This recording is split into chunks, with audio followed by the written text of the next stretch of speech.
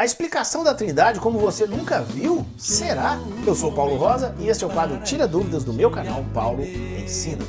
Paulo ensina pra você. Tudo bem, pessoal do YouTube? Esse quadro continua tirando dúvidas, porém, daqui para diante eu quero fazer uma abordagem a questões difíceis da Bíblia. E o tema que eu escolhi para começar essa nova versão do quadro Tira Dúvidas é falar sobre a Trindade. É um tema assim difícil, incompreendido por muitos, mas que eu tenho uma maneira assim bem fácil para que você possa entender. Então, continue comigo aqui que eu vou esclarecer para você esse ponto difícil da Bíblia Sagrada. Acompanhe o meu raciocínio. Em 1972, eu fui concebido por meus pais. Em maio de 73, eu nasci. E assim eu me tornei filho. Eu me tornei filho da Dona Basti e do Sr. Antônio. Em 1996, eu conheci uma quase baiana arretada que ao longo desses quase 30 anos tem se mostrado o favor de Deus para mim. E assim eu me casei, tornando-me marido da Vanusa. Já em 1997, a Paula foi concebida. E aí eu fui confirmado como pai, essa que recebeu a versão feminina do meu nome. Dessa forma, eu sou filho, marido e pai. Mas eu sou um só ser, com uma só essência, a essência humana. Vamos seguir aqui. Todas as vezes que eu interagi com a Dona Basti, minha mãe, com a Dona Vanusa, minha esposa, e com a Paula, minha filha, eu subsistia, ao mesmo tempo, eu era filho, marido e pai. Para minha mãe, eu sempre fui filho, nunca pai e nem marido.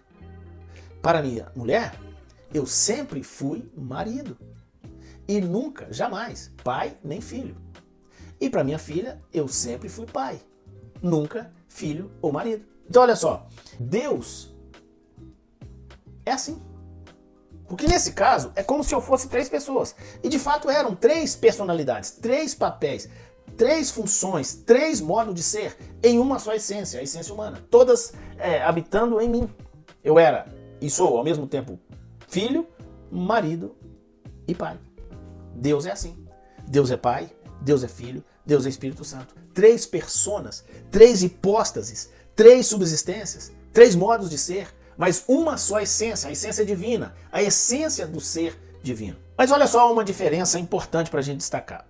O Paulo ensina, eu sou filho, marido e pai a partir de um momento.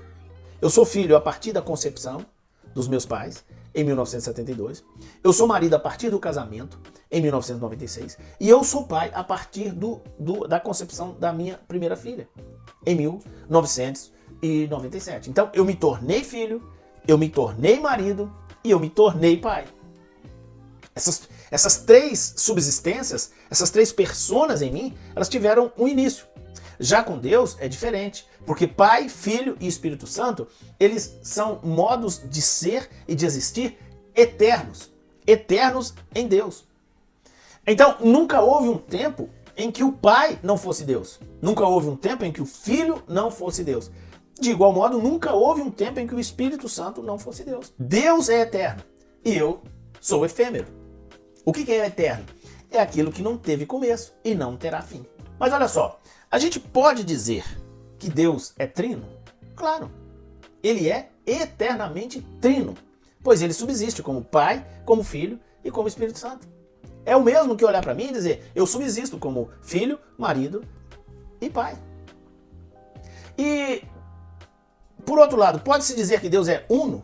Também, claro que pode dizer, porque ele subsiste eternamente com a sua única e indivisível essência.